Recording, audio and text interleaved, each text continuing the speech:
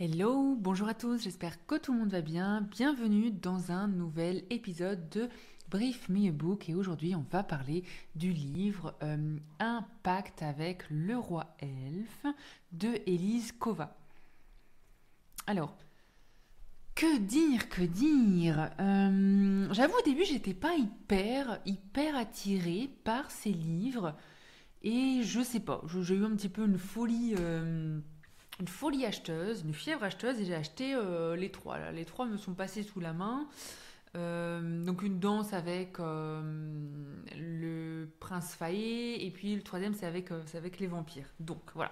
Alors aujourd'hui on parle du premier, le tome 1, Un pacte avec le roi elfe, qui a été publié chez Big Bang, si je dis pas de bêtises.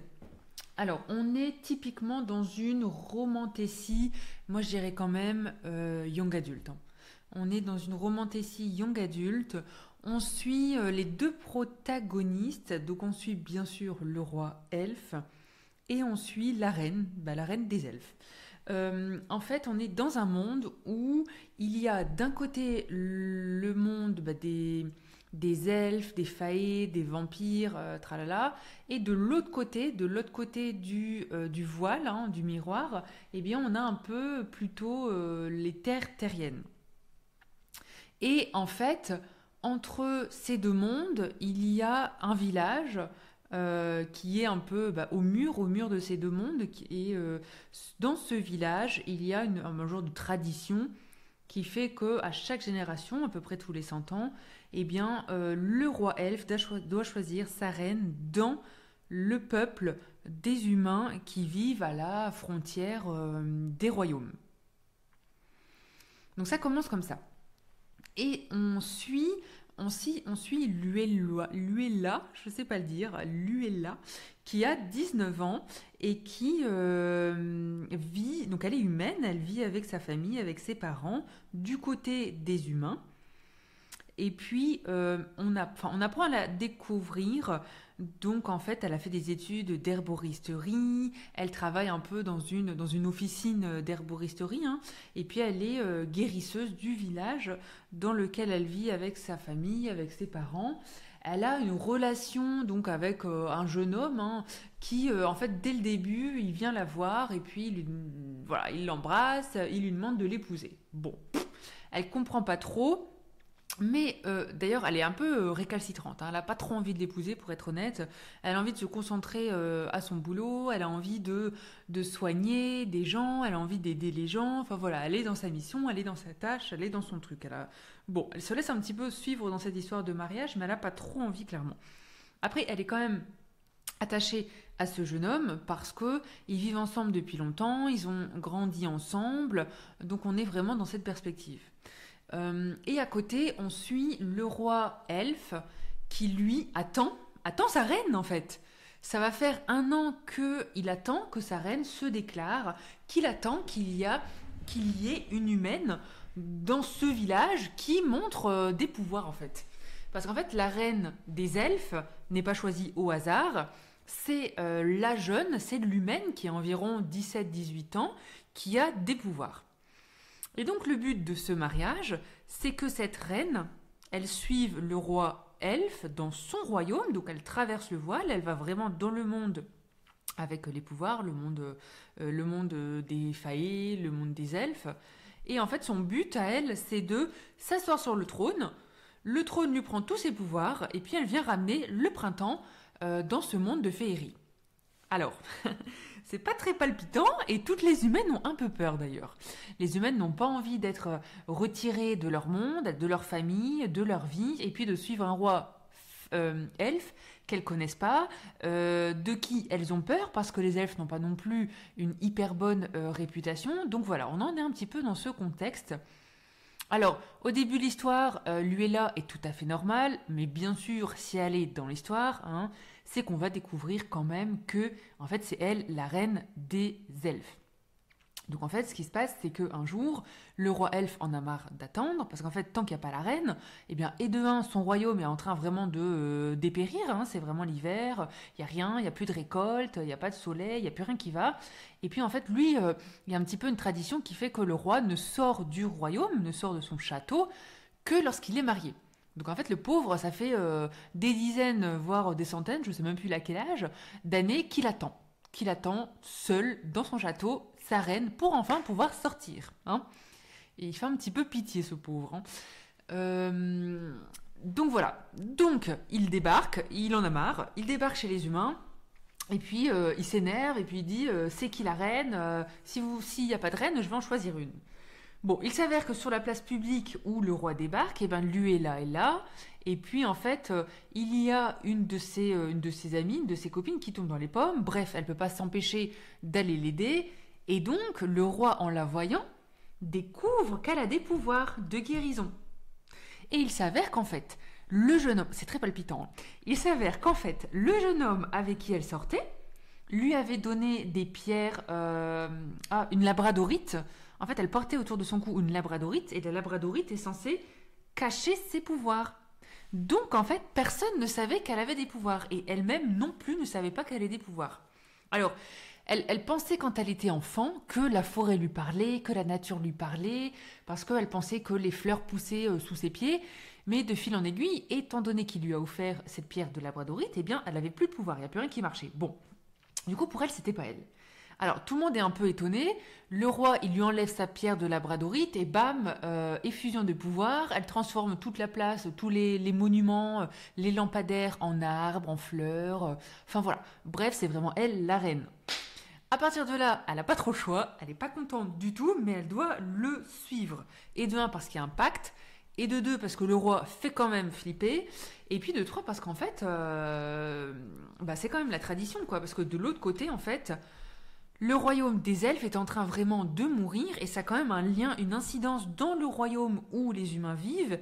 Parce que les humains, en fait, attrapent un genre de maladie que personne ne sait guérir. Et c'est lié vraiment au fait que le deuxième monde, voilà, le monde des faillis et des elfes, est en train de mourir. Bon. Alors, elle dit au revoir à ses parents, elle est très malheureuse, elle suit le roi, et à partir de là, s'ensuit vraiment une histoire où... alors, c'est un peu compliqué parce que elle n'est pas contente. Elle est clairement, il y a une scène où elle est mariée de force. Hein. Elle est mariée avec lui, il a utilisé ses pouvoirs pour qu'elle dise oui. Bon, elle a vraiment pas le choix, la pauvre fille. Hein. Elle est clairement mariée de force. Elle le suit, ils font un petit trajet, ils arrivent au château, ok, bon... Elle est vraiment mise un peu sous surveillance, ils ont peur qu'elle parte, ils ont peur un peu qu'elle fugue. Et puis en fait, il l'a mise sur ce trône. Et à partir de là, ça devient compliqué parce qu'il découvre qu'elle n'a pas assez de pouvoir. Le trône puise vraiment dans son énergie, se nourrit de ses pouvoirs. Et à partir de là, la pauvre Luella, rien ne va plus, elle n'a plus d'énergie, c'est vraiment compliqué. Alors, la relation entre le roi et Luella se crée pour le coup très doucement, se crée lentement. Au début, clairement, ils s'entendent pas, ils n'ont pas envie de se parler, autant d'un côté que de l'autre. Le roi l'évite, elle l'évite. Bon, c'est un peu compliqué. Il s'avère que dans le château, il y a un laboratoire. Et puis en fait elle commence à y aller parce qu'en fait elle est herboriste plutôt, elle a envie de travailler, elle a envie d'aider les gens, donc en fait elle va vraiment tous les jours travailler dans cette herboristerie, elle va faire un peu des compositions parce que maintenant que son pouvoir est là, eh bien elle peut faire un peu des potions pour guérir les gens, pour aider, donc elle est hyper contente, enfin en tout cas elle retrouve un petit peu ce qu'elle avait dans son ancienne vie, hein, dans son village, et puisque elle veut ce qu'elle veut faire de sa vie. Donc voilà, ça se passe un peu comme ça. Au début, c'est hyper lent avec le roi, c'est-à-dire qu'il n'y a pas grand-chose qui se passe. Bon, j'avoue qu'après, à partir du moment où se réveille, tout va très vite, c'est-à-dire qu'elle se dit, en fait, elle n'a pas envie de rester là. Elle n'a pas envie de rester là. Cette histoire avec le trône, c'est hyper bizarre pour elle. Donc elle pense qu'il y a vraiment quelque chose de caché, que en fait cette tradition d'aller chercher une reine d'un côté humain, de l'envoyer de l'autre côté, que le trône épuise dans son énergie, pour elle c'est vraiment bizarre. Hein. Donc en fait il y a une énigme, c'est-à-dire qu'elle creuse, elle découvre les journaux intimes des anciennes reines, et puis elle commence à creuser, elle commence à chercher comment est-ce qu'elle peut trouver une solution à mettre fin à ça. Mettre fin à cette tradition, mettre fin un petit peu à son calvaire, et bam, que l'été revienne de manière définitive sur le deuxième royaume et que tout le monde soit content. Alors, elle s'enfuit à un moment, le roi bien sûr la rattrape, et puis ils font un pacte, ils font un accord. Elle a 2 mois pour trouver une solution, pour rompre un petit peu cette malédiction, rompre cette tradition, et si elle arrive à rompre ça, la dépendance via le trône où elle doit s'asseoir pour donner de l'énergie aux terres, aux récoltes, et puis que les gens puissent vivre en fait, hein, clairement. Si elle arrive à résoudre ça, eh bien le roi lui dit ok, tu pourras repartir chez toi, aucun problème, voilà. On voit il est quand même, enfin, il n'a pas envie de l'obliger, quoi. Il n'a pas envie de l'obliger. Il est quand même humain. Il a quand même de la bonté. Il se dit que si elle doit rester, c'est parce qu'elle le veut. Donc, on est quand même, voilà, sur des bons protagonistes, hein, on va le dire. Elle est pas, alors, elle est quand même séquestrée et mariée de force, hein, mais d'un autre côté, il lui dit, ok, t'as 2 mois, tu trouves ta solution et puis tu rentres chez toi. Alors, à côté, c'est assez drôle parce que elle se fait un ami dans un loup, quoi, en fait. Il y a un loup qui vient la sauver un jour et puis il reste là. Donc, c'est vraiment, je trouvais la petite note un petit peu sympatoche. Alors, je vous fais pas les spoilers. Donc, de fil en aiguille, elle va creuser, elle va chercher, elle va se rapprocher, bien sûr, du roi. Elle va rencontrer ses frères et puis la belle-mère du roi. Ça va être un petit peu chaotique au début parce que y a un frère qui est un peu exilé parce qu'il s'occupe de notre contrée. Le dernier frère, c'est vraiment un petit peu le don Juan, l'alcoolique. Il est à moitié drogué, il fait pas grand-chose. Bref, et puis il est hyper négatif à son égard. C'est pas sympa pour elle, la pauvre Luella. Hein, la pauvre fille. Donc en fait, elle a plein de choses, plein de barrières quand même à faire dénouer, à faire tomber. Mais elle s'en sort bien. Elle gère son truc. La journée, elle cherche une solution. Elle fait aussi des potions avec son copain l'herboriste. Enfin voilà. Jusqu'à ce que, à un moment, eh bien, arrive ce qui arrive. Et puis avec le roi, ils vont faire un voyage. Et ils vont aller dans la maison secondaire, la maison de la reine en fait, parce que par tradition, il y a une maison pour la reine, où toutes les reines peuvent aller pour se ressourcer, parce que du coup, elles perdent beaucoup d'énergie à s'asseoir sur ce trône, hein. On la comprend, cette pauvre fille, et donc le roi, il l'emmène là-bas, bim bam boum, ce qui doit arriver arrive, donc ils se rapprochent, ils entament une relation, tout le monde est content, voilà. Il s'avère que ça commence à dégénérer parce que son frère au roi, le don Juan qui sort, qui fait la fête, se fait kidnapper. Il se fait kidnapper. J'ai l'impression que quand je le raconte, on dirait un vrai polar là, hein. Alors en fait, pas du tout, hein. C'est assez jeunesse. Et puis ça va assez vite, hein. Je sais pas, il y a quoi, 300 pages, hein. C'est pas non plus la fin du monde, hein. Donc il se fait kidnapper par des faées. Parce qu'il y a une histoire entre les faées et les elfes, mais ça je pense que ce sera plus creusé peut-être dans le tome 2. Donc il y a une histoire, elle se fait kidnapper par les faées, le roi est pas content et il s'énerve contre lui et là parce que, eh bien, elle connaissait son secret qui est qu'il prend en fait une poudre, une drogue spéciale des faées qui fait décupler les pouvoirs. Bref, un genre de, je sais pas moi, un genre de drogue qui donne des pouvoirs magiques. Bon, il est accro. Et donc le roi est vraiment pas content et il s'énerve vraiment contre Luella, hein, et il lui dit en gros que c'est à cause d'elle, qu'il n'y a rien qui va. Bon, bref, il s'énerve. Du coup, la relation est vraiment cassée, ils se parlent plus, il n'y a rien qui va. Et à partir du moment où ils se parlent plus, elle, eh bien, elle travaille, elle cherche la solution et bien sûr, elle trouve la solution. Elle trouve la solution et je vous évite les détails, mais comme vous vous en doutez, elle trouve la solution et puis elle va sauver les 2 mondes, c'est-à-dire qu'elle va réussir à casser le lien entre le trône, la reine et puis les terres qui redeviennent fertiles, bref. Et après, elle aura un dilemme un peu parce qu'elle va pouvoir repartir chez elle.